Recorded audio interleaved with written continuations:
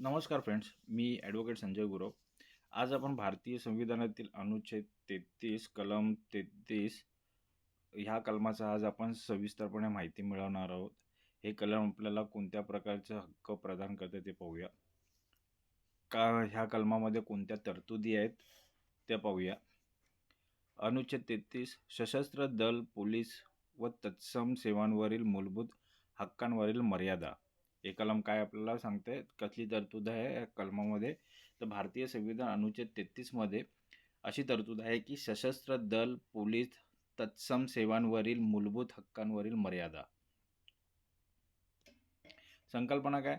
तर अनुच्छेद 33 हा राष्ट्रीय सुरक्षा, शिस्त व कार्यक्षमता टिकवण्यासाठी काही विशिष्ट सेवांतील व्यक्तींच्या मूलभूत हक्कांवर मर्यादा घालण्याचा अधिकार संसदेला देतो. हे अधिकार कुणाला आहेत? तर हे अधिकार संसदेला मिळालेले आहेत. तर कशा संदर्भात अधिकार आहेत? तर अनुच्छेद 33 हा राष्ट्रीय, ज्यावेळी आणीबाणी येईल, ज्यावेळी राष्ट्रीय सुरक्षेची वेळ येईल, त्यावेळी शिस्त आणि कार्यक्षमता टिकवण्यासाठी काही विशिष्ट सेवांतील व्यक्तींच्या मूलभूत हक्कांवर मर्यादा घालण्याचा अधिकार हा संसदेला मिळतो. म्हणजेच काय? तर देशाच्या संरक्षणासाठी काही हक्क मर्यादित ठेवणे संविधानानेच मान्य केले आहे. काय होतं, तर देशाचं ज्यावेळी संरक्षण येतं त्यावेळी नागरिकांच्या किंवा विशिष्ट सेवांतील व्यक्तींच्या मूलभूत हक्कांवर मर्यादा घालण्याचा अधिकार संस्थेला मिळतो आणि तो संविधानानेच मान्य केलेला आहे. कशासाठी? तर देशाच्या संरक्षणासाठी. व्याख्या कशी घेता येईल? तर संसद कायद्याद्वारे ठरवू शकते की सशस्त्र दल, पोलीस दल किंवा राज्याच्या इतर सशस्त्र सेवांमध्ये कार्यरत व्यक्तींना दिलेले जे मूलभूत हक्क आहेत, मूलभूत हक्क कितपत आणि कोणत्या मर्यादेत लागू राहतील हे संसद कायद्याद्वारे ठरवू शकते. संसद कायद्याद्वारे काय ठरवू शकते? तर सशस्त्र दल, पोलीस दल किंवा राज्याच्या इतर सशस्त्र सेवामध्ये जे कार्यरत व्यक्ती आहेत, काम करणारे व्यक्ती आहेत, ऑफिसर्स आहेत, त्या व्यक्तींना दिलेले जे मूलभूत हक्क आहेत, हे हक्क कितपत आणि कोणत्या मर्यादेत लागू राहतील हे संसद कायद्याद्वारे ठरवू शकते. स्वरूप कसं आहे ह्या कलमाचं? ते अपवादात्मक संविधानिक तरतूद आहे ही. कसं आहे ह्या कलमाचं स्वरूप? तर अपवादात्मक संविधानिक तरतूद आहे. मूलभूत हक्कांवर मर्यादा घालणारी तरतूद आहे ही कलम आहे. संसदेचा अधिकार आहे. हे कलम काय संसदेला अधिकार देतं. थेट मर्यादा नाही, कायद्याद्वारे मर्यादा करत. थेट अंमलबजावणी नाही होणार, पण कायदे तयार करून आपण मर्यादा घालू शकतो. न्यायालयीन पुनरावलोकनास अधीन आहे. कसं स्वरूप आहे ह्या कलमाचं? तर न्यायालयांकडून ते पुनरावलोकन होऊ शकतं, असं हा कलमाचं स्वरूप आहे. व्याप्ती काय ह्या कलमाची? तर अनुच्छेद 33 अंतर्गत संसद खालील बाबींवर मर्यादा घालू शकते. भाषण, अभिव्यक्ती स्वातंत्र्य, जे आर्टिकल 19 मध्ये दिलेले जे मूलभूत हक्क आहेत त्याच्यावर मर्यादा घालू शकते. संघटना करण्याच्या स्वातंत्र्यावर मर्यादा घालू शकते. आंदोलन, संप जे होतात त्याच्यावर मर्यादा घालू शकते.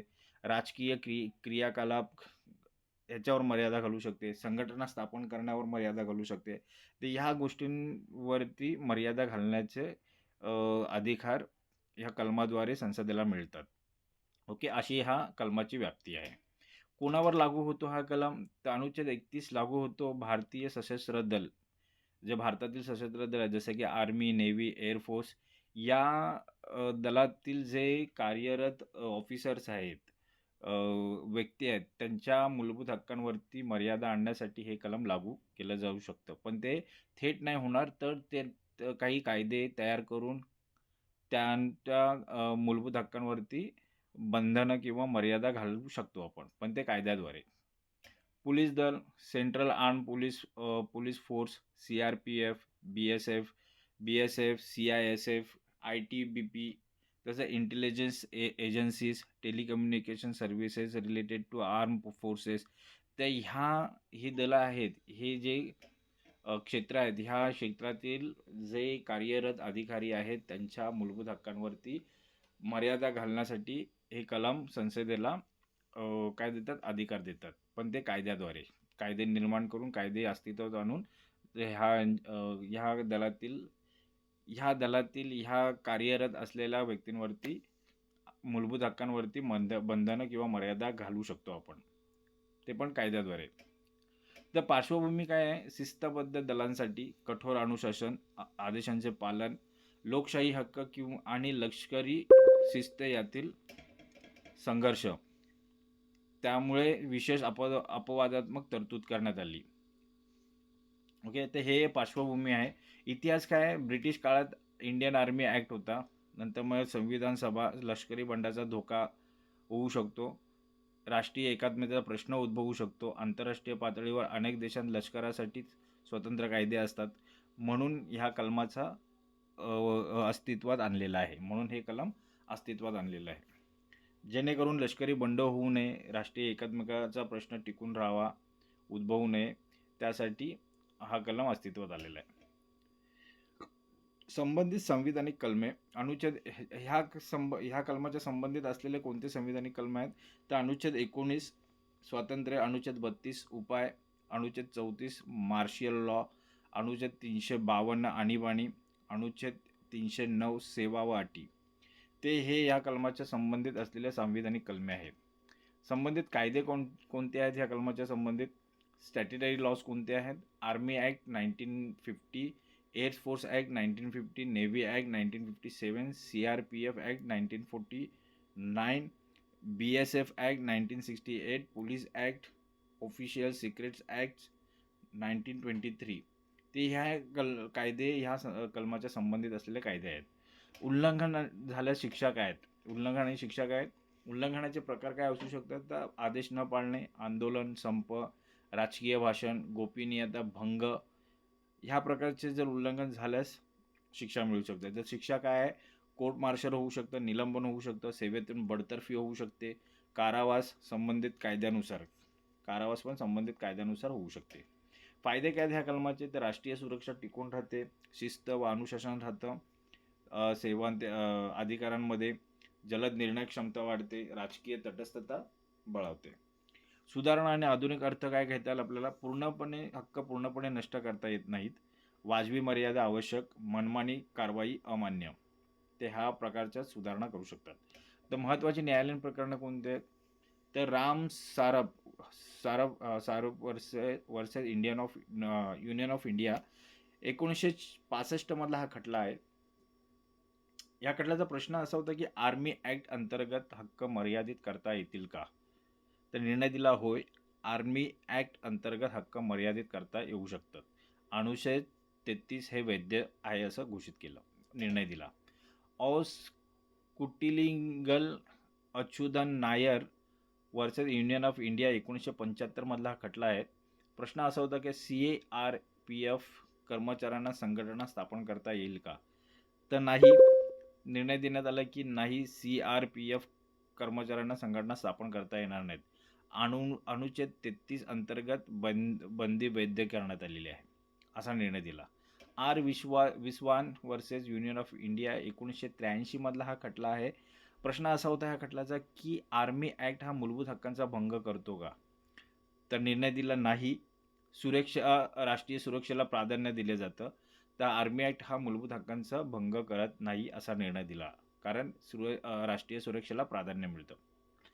प्रीतीपाल Singh versus union of India 1982 मधला हा खटला आहे. निर्णय काय दिला की कोर्ट मार्शल देखील न्यायसंगत प्रक्रियेच्या अधीन आहे. काय निर्णय दिला, ते कोर्ट मार्शल आहे हे देखील न्यायसंगत प्रक्रियेच्या अधीन आहे असा निर्णय दिला. या कलमावरती मर्यादा आणि टीका काय केल्या, ते हक्कांचे संकुचन केलेलं आहे, अभिव्यक्ती स्वातंत्र्यावर मर्यादा येते, गैरवापराची शक्यता वाढू शकते, अशा मर्यादा आणि टीका या कलमावर आहेत, करता येतील. समीक्षा काय करता येईल ह्या कलमाची, क्रिटिकल ॲनालिसिस, सकारात्मक बाजू काय मांडता येतील, शिस्तबद्ध, सेवा कार्यक्षम, देशाच्या सुरक्षेसाठी आवश्यक असलेलं कलम आहे, आंतरराष्ट्रीय पद्धतीशी सुसंगत असं हे कलम आहे. तर नकारात्मक बाजू काय आहे या कलमाची, तर मानवी हक्कांवरती मर्यादा येते, पारदर्शकतेचा अभाव दिसून येतो, ते ह्या प्रकारचे नकारात्मक बाजू मांडता येतील. याचं समतोल मत कसं मांडता येईल की सुरक्षा आणि स्वातंत्र्य यांमध्ये संतुलन राखणे हाच अनुच्छेद 33चा आत्मा आहे असं म्हणता येईल. समतोल काय आहे या कलमाचं समतोल मत, तर सुरक्षा आणि स्वातंत्र्य यांमध्ये संतुलन राखणे हाच अनुच्छेद 33चा आत्मा आहे असं म्हणता येईल. अनुच्छेद 33 व अनुच्छेद 19 मधील संबंध काय घेता येईल की अनुच्छेद 29 सामान्य नागरिकांसाठी आहे, तर अनुच्छेद 33 विशेष सेवांसाठी लागू आहे तो सामान्य नागरिकांवरती लागू नाही आहे. संसद ठरवेल मर्यादा, कोण ठरवेल? तर संसद मर्यादा ठरवेल. निष्कर्ष काय घेता येतील की अनुच्छेद 33 हा विशेष कर्तव्य, विशेष मर्यादा या तत्वावर आधारित आहे. जे कोणी विशेष कर्तव्य बजावत आहेत विशेष सेवांमध्ये, त्यांच्यावरच विशेष मर्यादा लादणार किंवा विशेष मर्यादा येऊ शकतात या तत्वावर आधारित आहे. तो राष्ट्रीय सुरक्षा आणि घटनात्मक लोकशाही यांचा समतोल साधतो. तो कसा साधतो हे कलम? तर राष्ट्रीय सुरक्षा आणि घटनात्मक लोकशाही यांचा समतोल साधण्याचं काम हे अनुच्छेद 33 करतो. तर आज आपण अनुच्छेद 33 आर्टिकल 33 भारतीय संविधानातील आर्टिकल 33 ह्या कलमाचा आपण चांगल्या प्रकारे समज करून घेतलेला आहे, समजून घेण्याचा प्रयत्न केलेला आहे. तर ह्या कलमाचं चांगल्या प्रकारे आकलन होण्यासाठी, समजून घेण्यासाठी हा व्हिडिओ तुम्ही वारंवार पहा, जेणेकरून ह्या कलमाचं तुम्हाला चांगल्या प्रकारे आकलन होईल. आणि असेच कायदेविषयक माहिती मिळवण्यासाठी आमचा चॅनल सबस्क्राईब करा आणि तुमच्या प्रियजनांना, मित्रांनाही हे व्हिडिओज फॉरवर्ड करा, शेअर करा, जेणेकरून त्यांनाही कायदेविषयक ज्ञान मिळेल, त्यांनाही कायदेविषयक माहिती मिळेल. तर आज आपण इथेच थांबूया. धन्यवाद.